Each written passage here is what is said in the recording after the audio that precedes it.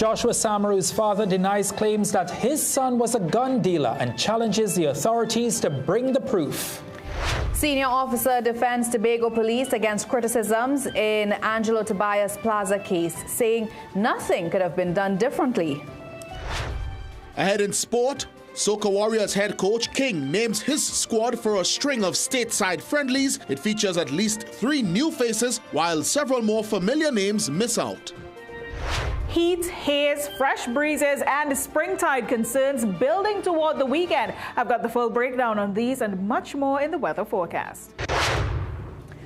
In an exclusive story tonight, Kaya Seeley is now facing additional charges in the shooting death of her 31-year-old boyfriend, Joshua Samaru. Investigators leveled 4 new offenses against a 24-year-old, including possession of a firearm, possession of ammunition, possession of a firearm to endanger life, and discharging a firearm within 40 meters of a public place. Seeley was already facing 3 counts of shooting with intent to cause grievous bodily harm at police, along with manslaughter for unlawfully killing Joshua Samaru during the January 20th police-involved shooting in St. Augustine. There's been uproar over the incident as Joshua is seen with his hands up and out of his vehicle in an apparent surrender when he was killed. Exclusive videos to CNC3 News show the white Toyota Aqua riddled with bullets, including on the passenger side window where Kaya Seeley was seated. Authorities say warrants have been issued but not yet executed as Seeley remains in the United States receiving medical treatment. Her attorneys Larry Williams and Fayola Sandy declined a comment after today's hearing before Master Nazira Ali, but stressed their client is cooperating fully and entitled to due process. The initial charges were laid on May 21st. Another hearing is scheduled for Monday, while the Central Authority under the Attorney General's office is expected to handle efforts to secure Seeley's return to this country. Joshua's dad, Christopher Samaru, is defending his son's innocence, but says he has lost faith in the police investigation. At his attorney's office in Port of Spain today, Samaru accused powerful figures of orchestrating a cover-up to protect the officers involved in the shooting that killed his son Joshua and left his girlfriend Kaya Seeley paralyzed. He wants the Prime Minister and several others in what he called big places to step down. I call for the resignation of the Prime Minister. She should step down. I call for the resignation of the Minister of Homeland Security. I call for the resignation of the Police Commissioner. And I call for the resignation of all who is involved with this, that is trying to cover it up, wherever they are, and that they are in big places. Samaru also rejected allegations that Joshua was a gun dealer or drug trafficker. He's questioning why police only claimed to recover a gun from the couple's car 4 months after the incident. If they found a firearm at the scene, immediately someone's supposed to, the firearm experts supposed to be on the scene, retrieving it, taking a photo of it, and logging it. That was not done. Joshua's family is being represented by attorney Kristen J. Williams. Meanwhile, the Prime Minister in a social media post this afternoon said, quote, "May God bless and protect our law enforcement officers as they leave their families to go out every day to protect law-abiding citizens from violent criminals armed with illegal high-powered firearms," end quote. And the opposition chief whip Marvin Gonzalez has accused the police service of undermining public confidence in the justice system. Addressing the controversy surrounding the Joshua Samaru matter, the opposition MP said the handling of the issue has further eroded confidence in the TTPS, which he described as being at its lowest point in decades. He also raised eyebrows at Kristen J. Williams, the attorney representing the Samaru family. He described his calls for citizens to trust the process in the face of widely circulated CCTV footage as an insult to the population. I have never seen where a defense attorney all of a sudden is excited to defend the police and the Director of Public Prosecution. I find it to be quite curious. This is ridiculous. It is reprehensible, and it is an insult to the intelligence of decent citizens of this country. Gonzalez also launched Gonzalez also launched a scathing attack on Homeland Security Minister Roger Alexander, saying the public could no longer take the minister seriously, accusing Alexander of repeatedly using parliamentary standing orders to avoid answering questions related to the national security matters. He further criticized the government over the issue of police body cameras, claiming Alexander failed to give a commitment in Parliament that the government would provide body-worn cameras for officers despite repeated calls from the opposition. When CNC3 News reached out to Alexander for a response on the matter, he said Gonzalez cannot bully him. Opposition leader Penelope Beckles is pressing for mandatory body cameras for police and other law enforcement officers authorized to use force. Beckles says the devices are critical to improving transparency, accountability, and public trust in policing.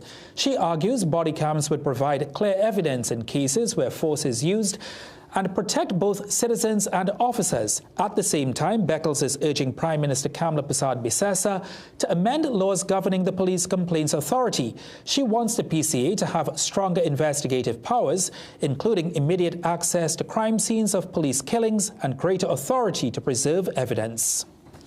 Police are warning citizens against taking part in a planned protest tomorrow, saying no permission has been granted. The police service says it is aware of the event being circulated for Wednesday, May 27th, but reminds the public the country remains under a state of emergency.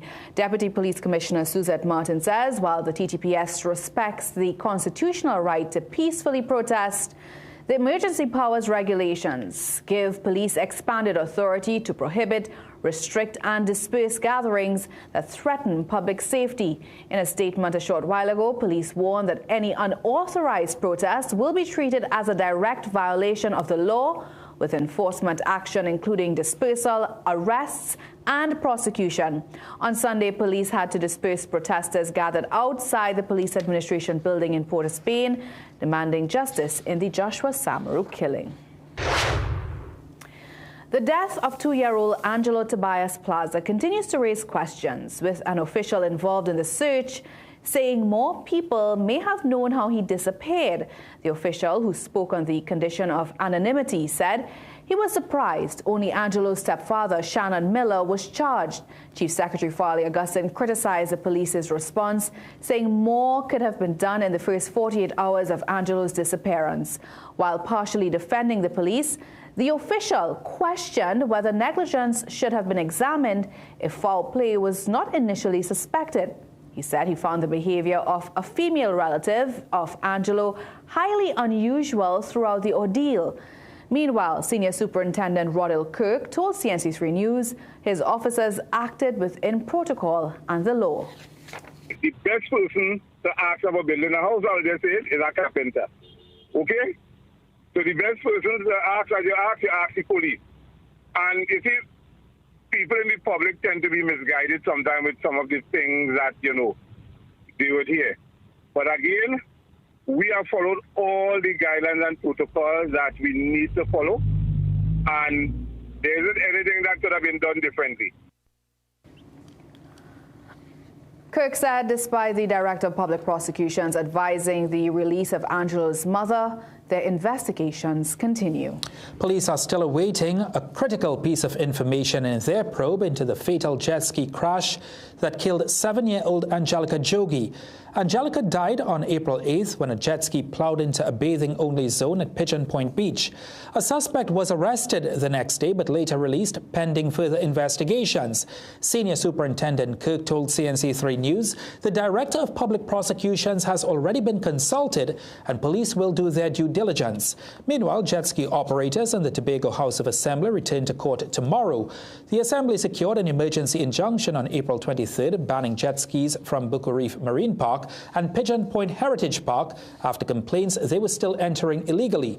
On April 30th, Justice Shirley Pierre ordered attorneys to inspect the marine park to see if it was properly demarcated.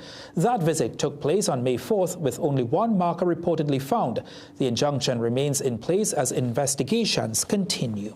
Still to come in the news, former Public Utilities Minister claims WASA has been politicized by successive governments, but calls the hiring of unqualified social media influencers outrageous. Former House Speaker laments that parliamentary procedures are now being viewed as tools for political retaliation rather than real national debate.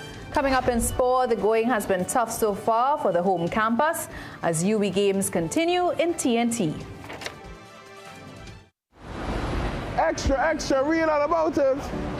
We are more than headlines, more than stories on a page.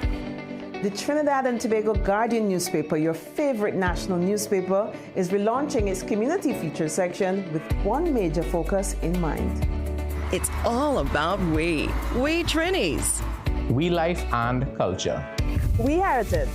We health. We food. We music. We community. We men. We women. We kids, yay! Everything we love and adore. We are every part of Trinidad and Tobago. And now, We is a space where every reader sees themselves reflected. Introducing We, The Guardian's bold new celebration, a magazine dedicated to irresistible stories and features that celebrate the very best of Trini life. Our stories, our culture, our life.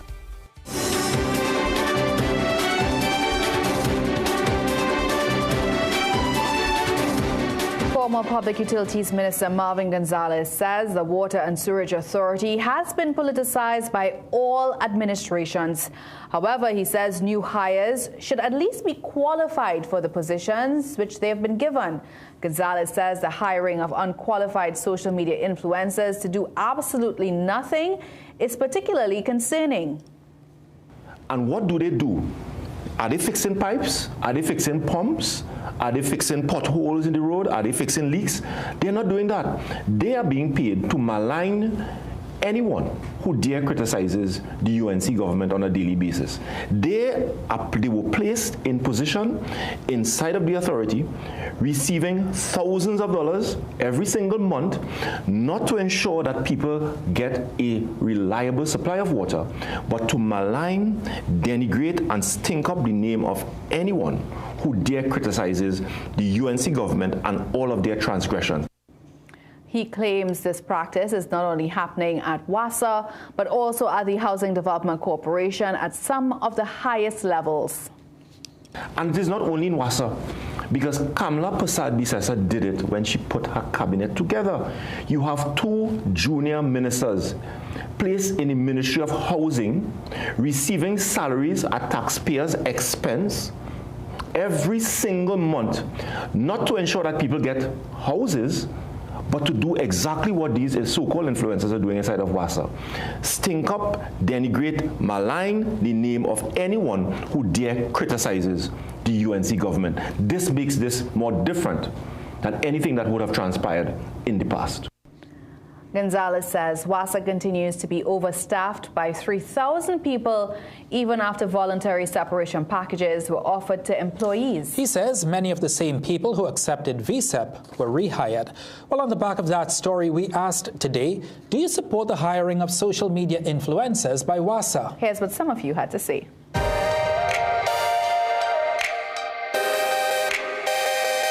Nothing. All the time they didn't have a job, so they got a job. Honestly, don't have any opinion about it. It really doesn't matter to me. I know what happens when certain parties in power, what happens, you know. So I am really unaffected by it, to be honest. What they know about WASA, you're just hiring people by ethic. There are people who are actually qualified for doing certain things, and sometimes they're not making sense. Once they qualify and they think that they can do the job that they hire them for, it's okay with me, no problem. The only thing I can say is basically rocket. That is all I can say, rockets.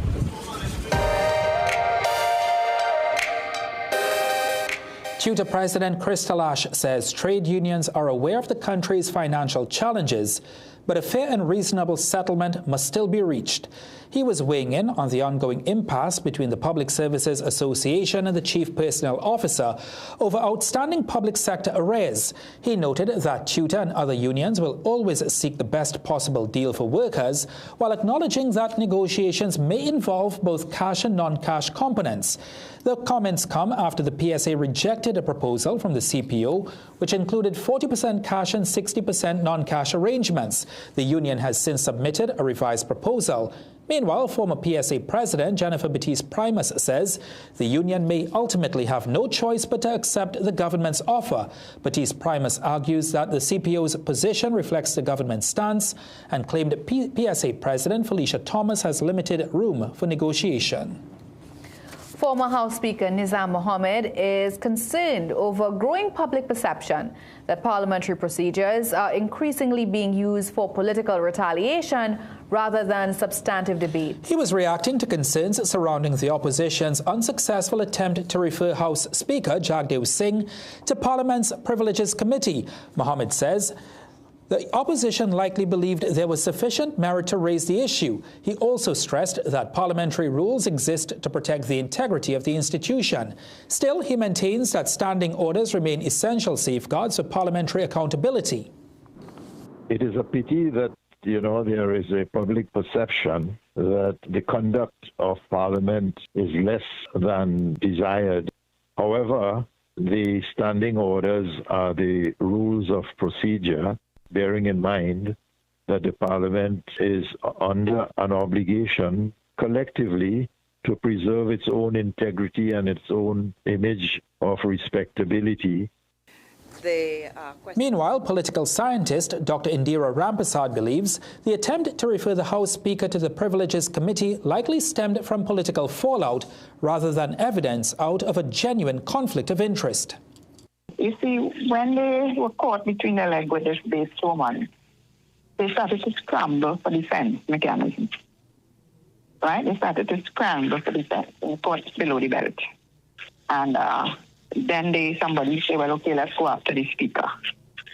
Okay? And they thought that would have had some impact, and it didn't. Rampersad described the confrontational atmosphere as a normal feature of parliamentary politics.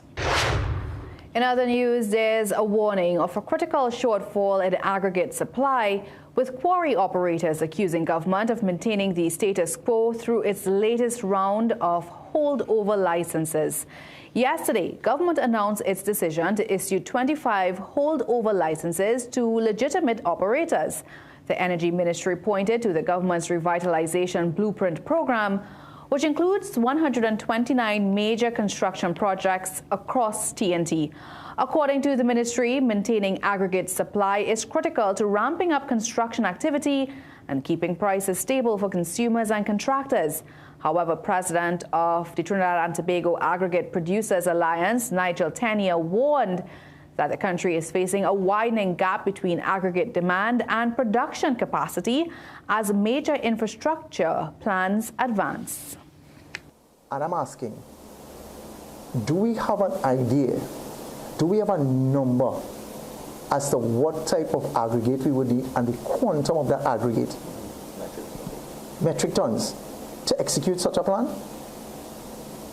And in addition to that, do we have a number, an idea, what our current capacity is?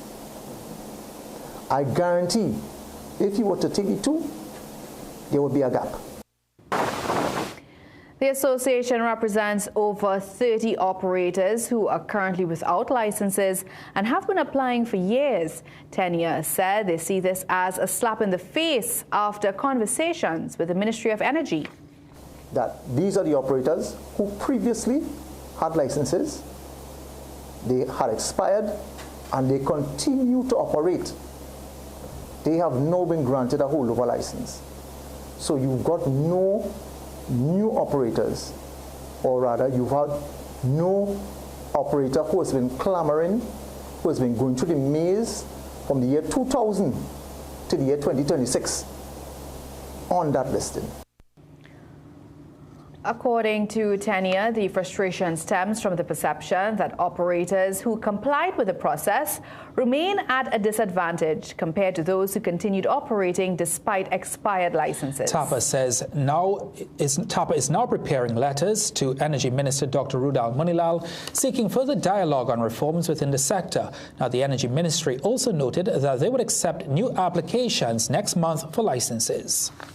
In tonight's Business Watch, landlords and rent-collecting agents now have more time to register under the landlord business surcharge after an extension to the deadline was announced today. Meanwhile, one Trinidadian businessman who is on the cusp of a major expansion into Ghana has plans to help other manufacturers enter that market. Peter Christopher tells us more.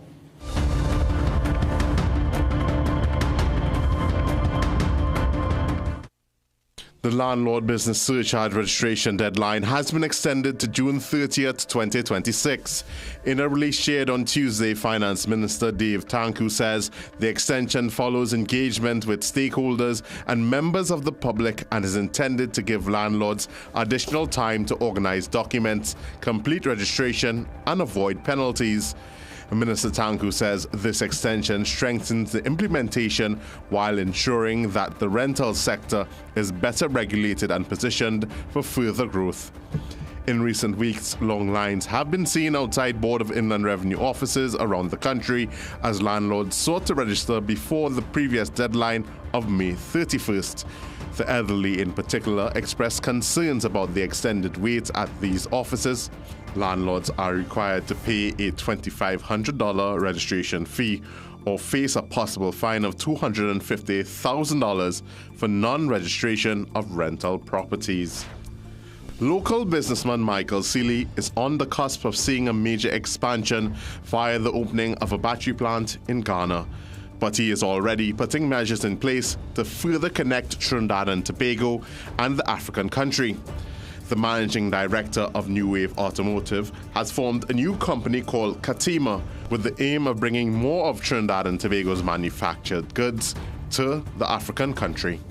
So what we observed whilst with our time in Ghana is that there were no Trinidad products, none.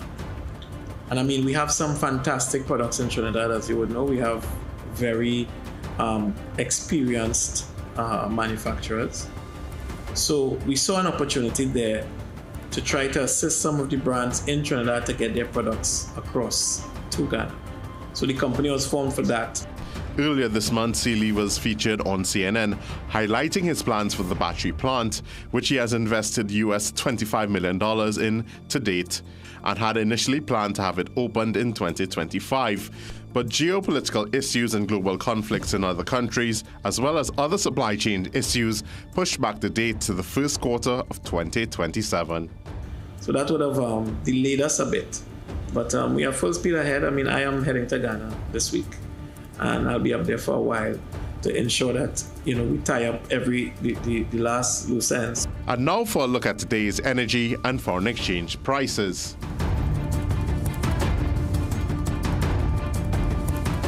Peter Christopher, CNC3 Business Watch. Let's tell you what's still to come in the news tonight. From 500 to 600 pounds, a Princestown farmer may have grown one of the largest pumpkins ever seen in the Caribbean. We take you to the backyard behind the giant produce. Well, stick around. I've got your overnight outlook and the latest air quality concerns for the islands right after the break.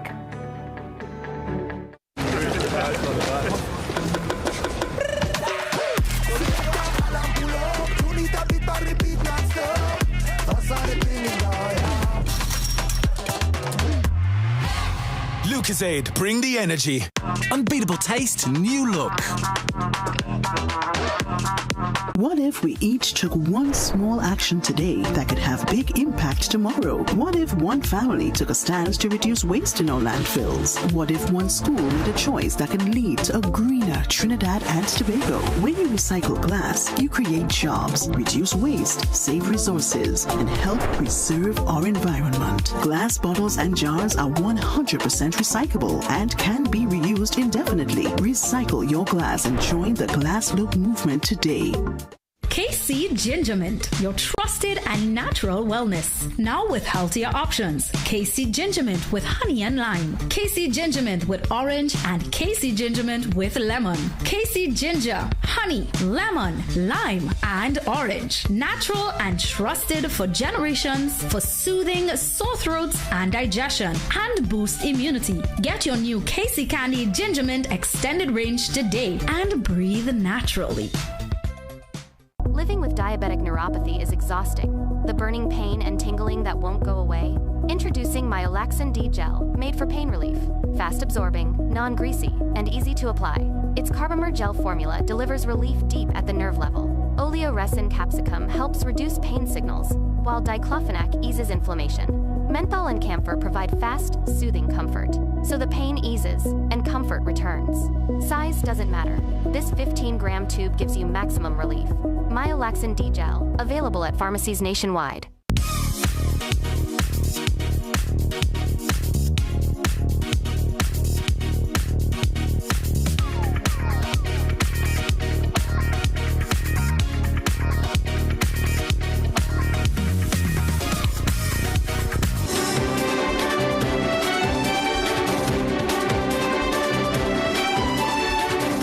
Kearney Central MP David Lee is urging social media users to show compassion and avoid prejudging tragic situations. His appeal comes as local government councillor Anil Baliram remains in critical condition after being found hanging at his Couva home on Sunday. Baliram was admitted to the intensive care unit at the San Fernando General Hospital, where doctors say it's too early to determine the extent of his recovery. Sources indicate he suffered oxygen deprivation. Lee made the call during an interfaith service held in Baliram's honor. He said the gathering was meant as a gesture of prayer and solidarity, adding that social media commentary has been cruel and hurtful. I wonder what kind of people we are in Trinidad and Tobago. When people are going through a difficult period, they say the most difficult and nasty things about individuals. And that says a lot to my religious leaders of the society that we live in. Reverend Elias Dick echoed Lee's concerns, calling for greater responsibility online and urging communities to turn negativity into positivity. The service ended in prayer with family, friends and colleagues holding on to hope for Councillor Baliram's recovery.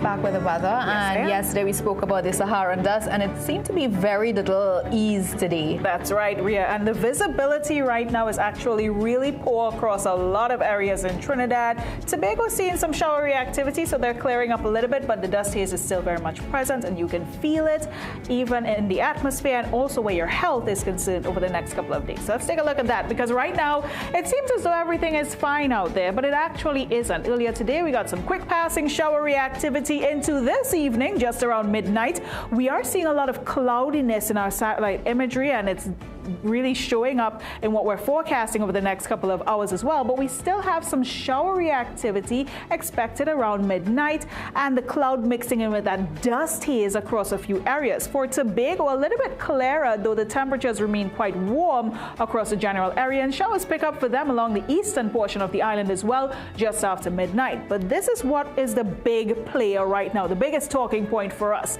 It's not the low-level clouds that's rolling in on an easterly trade wind flow. It's what's happening in this general area in our screen this evening that looks really clear, like nothing's going on.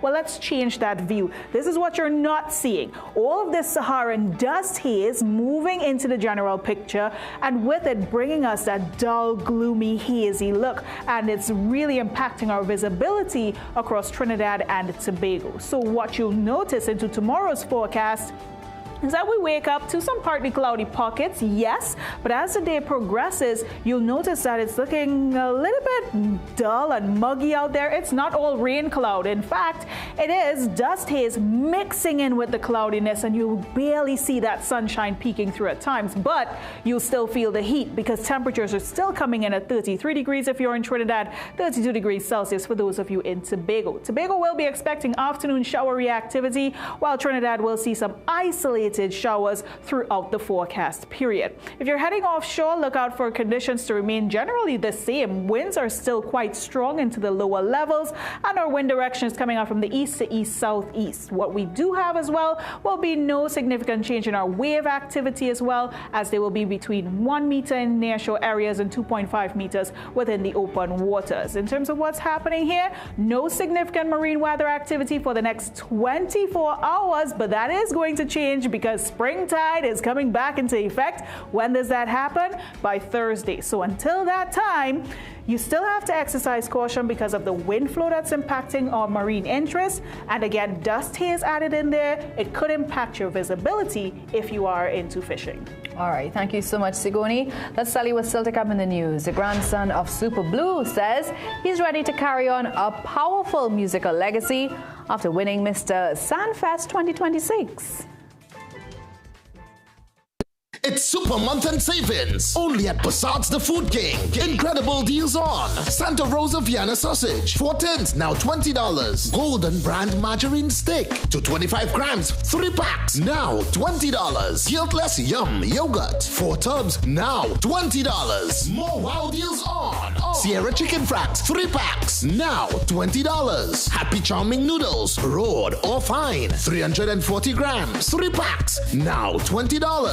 Lucozade Energy, 360 ml, 2 bottles, now $20. Fresh Harvest Chana and Brine, 3 tins, now $20. More super savings on Moo low fat evaporated milk, 250 ml, 4 packs, now $20. Blue Sea tuna flakes in water and oil, 4 tins, now $20. Cataly tomato ketchup, 3 packs, now $20. Sale ends June 7th or while stocks last. Quality value, that's our way. We're here to stay. The Food King Passats. Okay, let me see you, Cherry Hill. Yeah, now take it back. Let me see you rock off, shake off. Let me see you rock off. Let me see you kick right. Now step forward, now step back. Lucozade, bring the energy. Rock off, unbeatable rock taste, off. new look.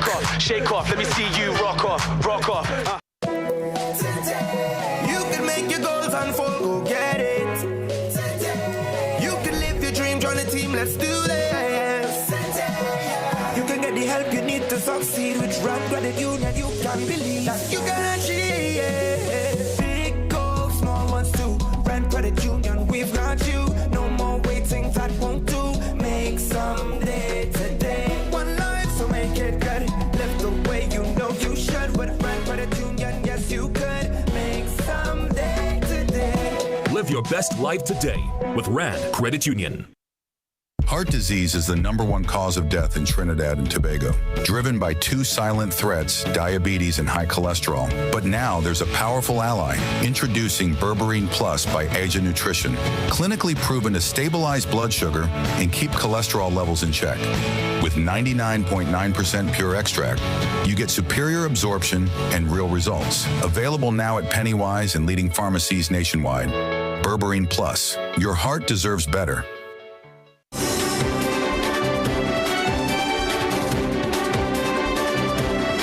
Police officer has been charged with indecent assault, accused of kissing the victim on the lips without consent.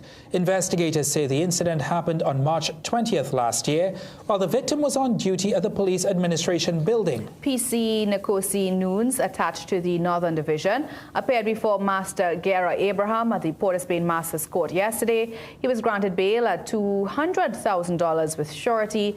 The matter was adjourned to June 18th, 2026. PC Nunes remains remains on bail. The High Court has ordered the Public Service Commission to reconsider its decision to discipline a prison officer accused of using a fake university certificate to seek promotion. On Monday, Justice Karen Reed upheld Neil Luknanan's case, ruling the commission failed to consider his response before charging him and sending the matter to a tribunal. She found the commission breached its own regulations, quashed the charge, and directed it to review the case based on the representations it had ignored. Justice Reed stressed the ruling does not mean Luknanan is innocent. She said if the commission maintains its position after reconsideration, a tribunal would still have to decide his guilt or innocence.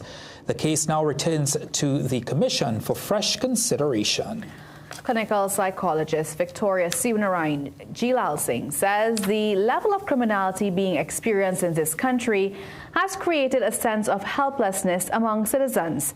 Sivanarayan Jilal Singh, who spoke during an interview on CNC3's Morning Brew program, said there is a need for honest and open conversations on crime. She adds that many citizens now believe that it's just a matter of time before it reaches their own doorsteps with little or no defense. So people are hypervigilant. They are locking their doors. They are putting in alarm systems and barbed wire, electric fence, getting dogs, all of these things. And some of those persons, despite their best efforts, they are still falling victim to crime. And so what that creates now is the sense of, well, no matter what I do, I'm still going to get involved. I'm still going to get caught. And then some people, they accept the fatality of it. They say, well, if it's my time, and I'll go. A warning today that too many young men are falling behind in education, employment, and training. Minister of Tertiary Education and Skills Training Professor Prakash Prasad described it as a growing social crisis, saying government's new TVET Industry Connection Labs and incentive program must directly target struggling young males across Trinidad and Tobago and the wider Caribbean. The event was held at Whiteup Campus in Woodford Lodge, Chaguanas. The program involves partnerships with the CARICOM Secretariat, the Caribbean Association of National Training Agencies, Brazil's ABC and Senai agencies, the European Union, and the German Technical Cooperation partners. Young males are not doing well. We need to look at the women also, but we need to look at the young males. They are the ones who seem to be in some degree of distress. And therefore, I would want to suggest that. The women are important also, but I think we should add young males to it to ensure that development is inclusive and people-centered. Prasad said Trinidad and Tobago was selected as one of the pilot countries for the initiative, which seeks to modernize technical and vocational education and training systems across the Caribbean while strengthening links between employers, communities, and training institutions. All right, thank you so much, Ryan. Well, Jassie's up next with sport. Jassie, how about those Knicks? Well, it is the sentiment being expressed across New York and the entire Knicks fan base gushing with pride as their franchise goes back to the NBA Final for the first time in 27 long years. And we keep tabs on the World Cup, 16 days and counting now, and the 48 teams are beginning to come together. Stick around, sport is next. At Cruise Inn Hotel and Yachting Center, we're all about time. In fact, once you check in, there's no time to lose. Reconnect with a little family time. Make a splash with some pool time. Spend some treasured quality time, or just immerse yourself in some quiet time. Indulge your senses at dinner time. We even have the perfect venue when it's your celebration time. So it's high time you visit Cruise Inn. Choose our day pass or call 607-4000 to make your dinner or hotel reservations or to find out more about our event spaces. Take a time out at Cruise Inn Hotel and Yachting Center. Only BioStrath gives your body more than 60 of the essential nutrients it needs every day in a product that's 100% natural for stronger immunity, enhanced focus, increased energy and stamina. BioStrath. Get what you need naturally.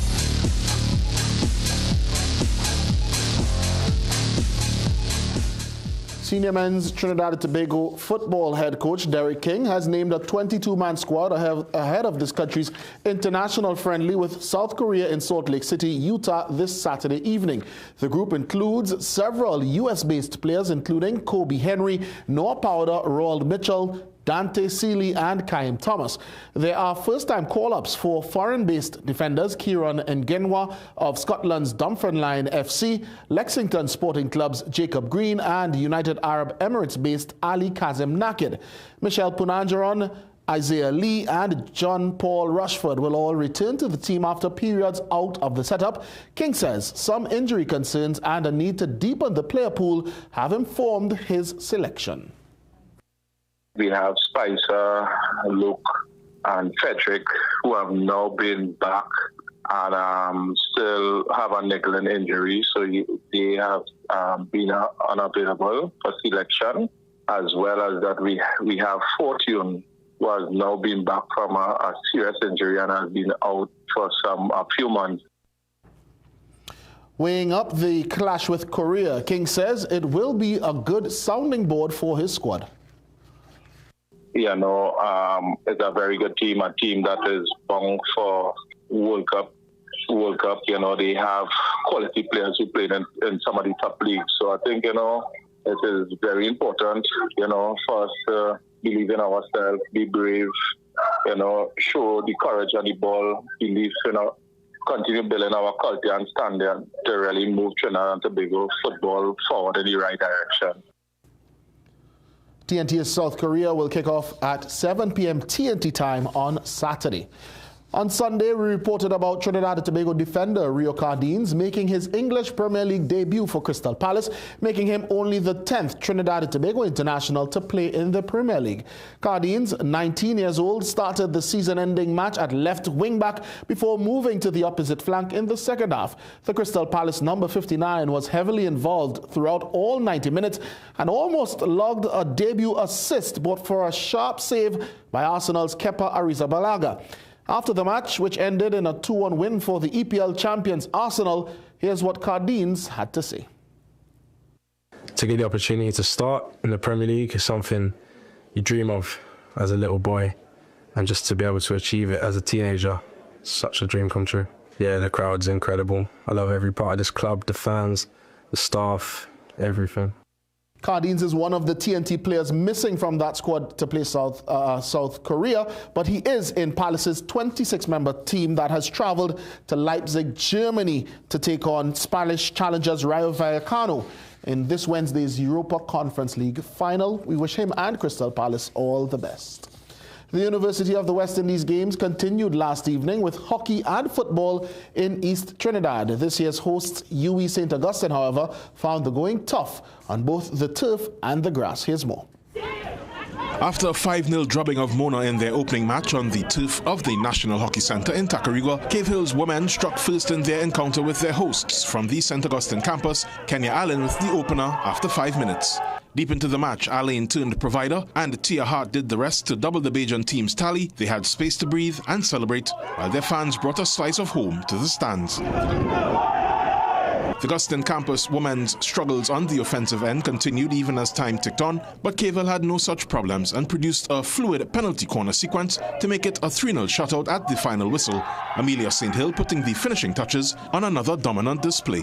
Back at the campus, UWI St. Augustine in blue hosted Mona in their red kits on the institution's top field as the football competition continued. A string of errors created an opening for St. Augustine. Ajayi Dakon was too fast for Mona's Layton Williams, who had to concede a penalty. Augustine's Justin Mohammed calmly slotted it to put the hosts ahead. As Mona pressed for the equalizer, Lemuel Hercules came up with a heroic tackle to keep the TNT team just ahead at the half. In the second, the ref was once again forced to point to the spot, this time in the Jamaican campus's favour. Mona captain Matthew Coke took responsibility and tied this up again. A point apiece is all they could earn, Mona celebrating it like a win. In the opening match, St. Augustine's women in blue met their peers from Cave Hill in their black and yellow strip. Augustine had to take evasive measures as Cave Hill's Kagan Rouse came knocking a couple times. The hosts successfully protected their first half 2-1 lead for the win. Jovan Ravello, CNC3 Sport.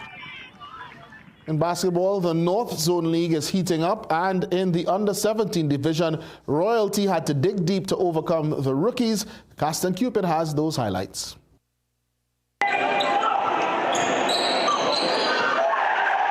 That was new level rookies player Antonio Charles going all the way for 2 of his 18 on the night when they met Royalty Basketball Academy in the North Zone Leagues under 17 division. On the other end, Jakeem King dished it to Justin Thomas, who responded from distance for Royalty. Rookies were really using their height advantage to dominate the offensive boards to keep accumulating points. They continued to lead the way by 6, 42-36 at the end of the third quarter. In the fourth, Royalty really turned up the heat.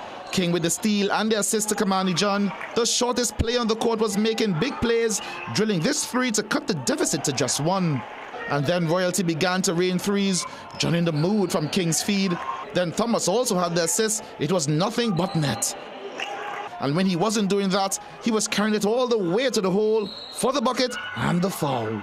Royalty finally took a 1-point lead with just 4 minutes remaining. But from the John miss, Terrell Evan gave the rookies back their lead 54-53. Thomas responded from deep as the lead changed back to Royalty. But they were leaking on the defensive end, allowing Gian Gibson to get the easy bucket to make it 57-57 with just 2 minutes remaining. From the inbound, King, who finished with 14, was pulling the strings with the nice handles down the lane for the floater. Royalty up by 2.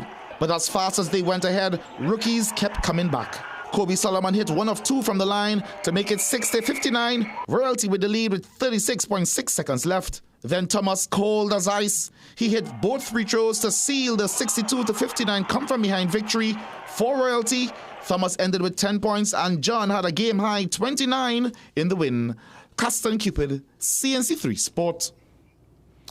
Really exciting stuff there. Now, in tonight's international roundup, the New York Knicks are heading back to the NBA Final after sweeping the Cavs.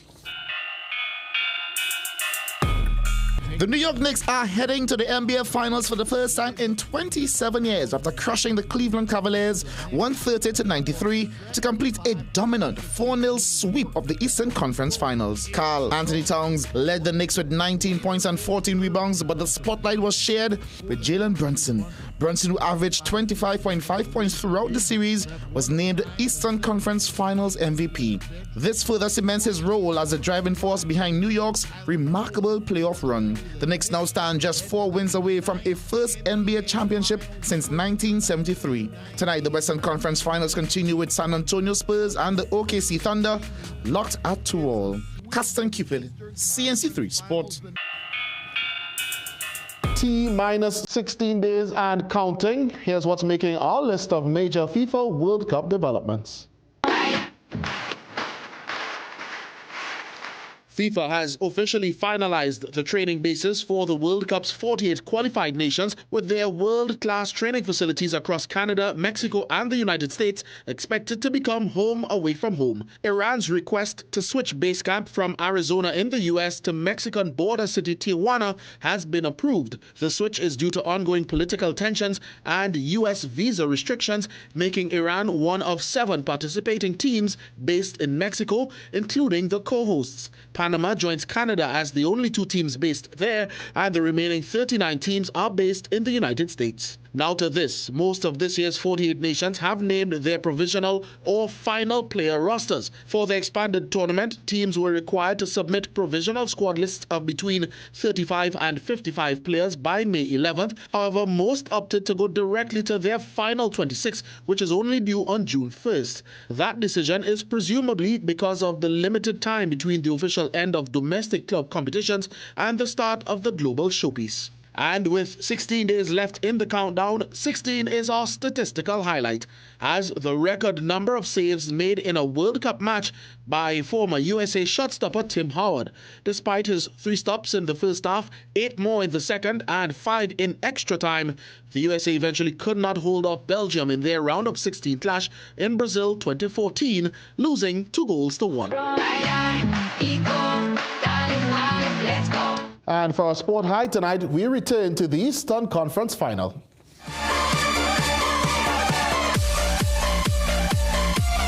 The New York Knicks were having their way with the Cavaliers, and OG Anunoby got in on the fun. On the fast break, slamming in the alley from the MVP Jalen Brunson. Yes, and he did it with one hand. So the Knicks were instituting happy hour on the way to sweeping the Cavs.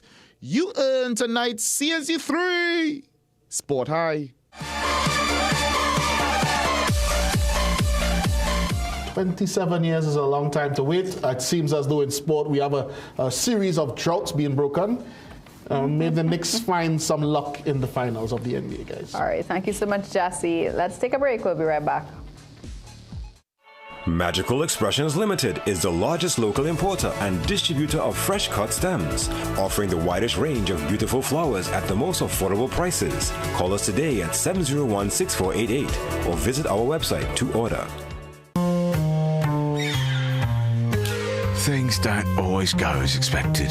Be ready with Trinry for auto, home, business and group life. Call us at 800-TRIN or visit trinry.com today. Huge insurance premium. Pay your premiums bit by bit with FlexiPay from Trinry. For more manageable auto, home and commercial insurance payments, call us at 800-TRIN or visit trinry.com today. Trinry, premier insurance coverage for less. Dress like you mean business. At The Working Woman, we bring you stylish, professional looks made for the modern woman. From casual to formal workwear, we've got your professional wardrobe covered.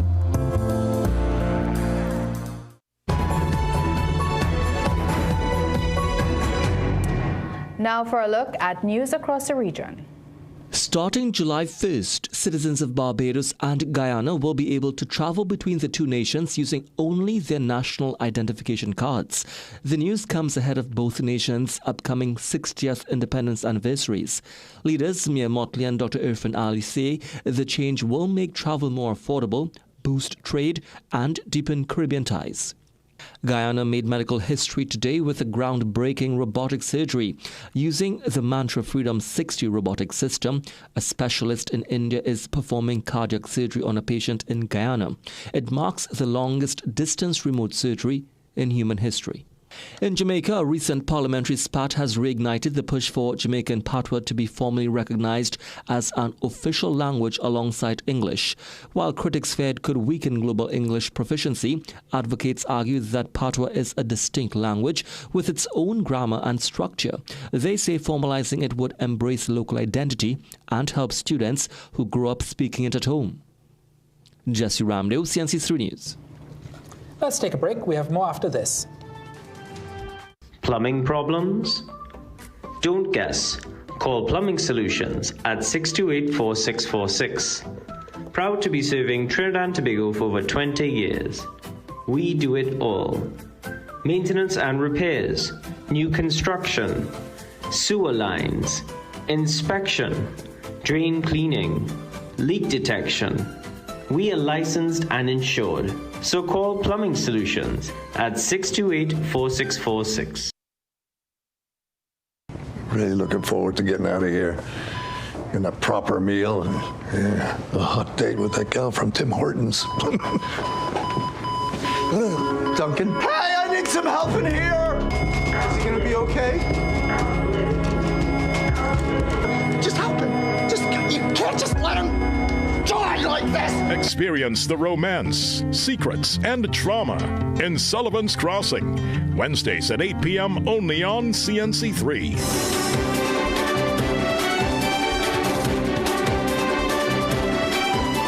With his undeniable talent and a trophy already taller than Calypso royalty, Matthias Lyons' fortune shows no signs of slowing down. After being crowned Mr. Sandfest Young Star 2026, this 12-year-old pianist is ready to join his mom, Terry Lyons, and grandfather, Super Blue, in being the next cultural ambassador of TNT. Angelo Jedediah tells us more.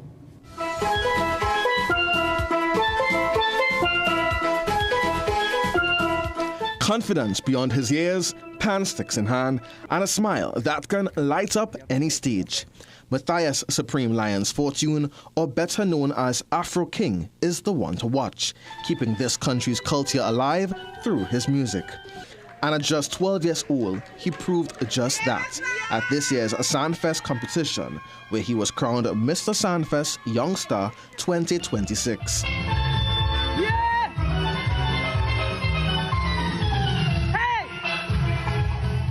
And if you didn't spot the similarity in looks and talent, maybe you can identify the voice of his mother, reigning Calypso monarch Terry Lyons, cheering him on. And with being the grandson of soca legend Austin Super Blue Lions, Matthias certainly has music royalty already in his DNA. Well, I wanted to, try it, see how it feels to be in a competition, because I don't have that kind of mentality of, going to this competition and I had the mentality I'm going to win. But no, I just did it for the fun. I was surprised when I even won.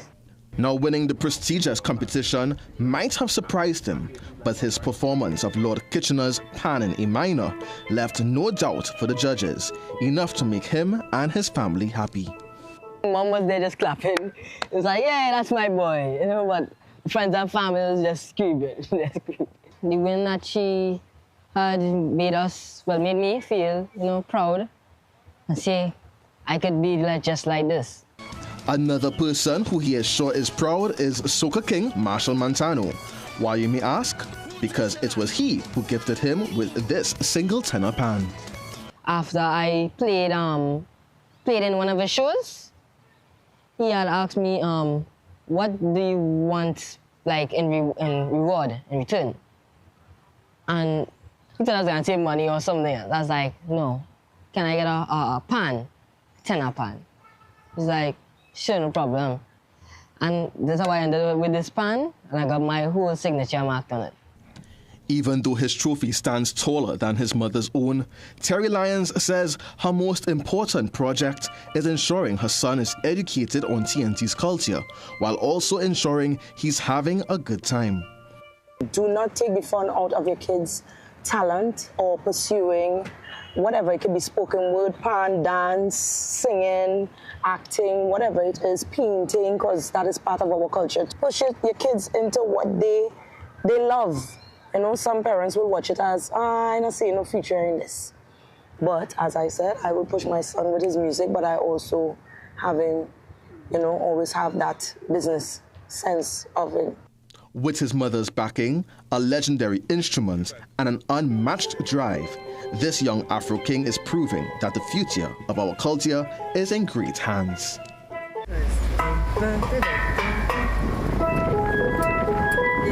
Angelo Chetadaya, CNC3 News. Congratulations. He's a great teacher as well. I love that advice, though. Don't take the fun out of it. That's right. Well, it's not Halloween, but one Princestown farmer is already turning heads with a pumpkin that's tipping the scales at, get this, 600 pounds. That is almost as heavy as a cow. Sasha Wilson and Che Tikasane take us into Shahid Ali's backyard to see this giant gourd. Back in 2023, Mr. Shahid Ali made headlines after growing a 500-pound pumpkin. This year, he has gone even bigger. We're back here in his backyard in Princestown, where he proudly shows off a massive pumpkin weighing an incredible 600 pounds. Every year, it's getting bigger and bigger. Ali explains more than 2 months of care, patience, and effort went into growing the massive pumpkin. One of the things I want to improve on is my soil fertility. Because I feel that once you get more nutrients in the soil, the pumpkin is able to grow bigger and faster in a shorter space of time. Being a pumpkin and being a giant grower, it needs plenty of water. Water is what actually gives it its size. So I decided to use drip irrigation instead of overhead sprinklers, because when I get less grass, all of it have plenty of grass, and then the water from the drip irrigation is going to go deeper into the soil, and it's better for the pumpkin roots. He says it's been a learning experience guided by research and passion. In 2024, I grew another one. It was about 400, just over 400 pounds. It was right on the side here, and it developed 2 crackers. Last year, I grew one. It was right across there, and that had developed another cracker, and it just decayed. Since retiring from Petrotrin, growing different varieties of crops has become Ali's hobby. Anything that I come across that is big, large, strange, different, I'm trying it. He's grown other giant produce, including a 2.5-pound lime, a nearly 100-pound watermelon, a 2.5-pound tomato, and a 27-inch cucumber. But his ultimate goal is to grow a pumpkin weighing more than 1,000 pounds. The heaviest pumpkin ever recorded was grown in England and weighed 2,819 pounds. As for Mr. Ali, he says he plans to keep pushing his own limits, and we look forward to seeing what he grows next. Sasha Wilson, CNC3 News. Wow, his pumpkins keep going up in size. I have no doubt that in the future we'll be doing more stories with even bigger pumpkins from Princestown, right? That's where you were from, right? Yeah, absolutely. And I wonder if he's going to like share for his entire You want some pumpkin? The entire town. He can share. He can share some with us. I mean, he can share and he'll still have a lot for himself. That's right. Yeah, but great job. All right, well, that's how we end the 7 p.m. news this evening. Thank you so much for watching. I'm Maria Rambley. I'm Ryan Bachu. I am Jassy Marie. And I'm Sigoni Mohammed. Have a good night.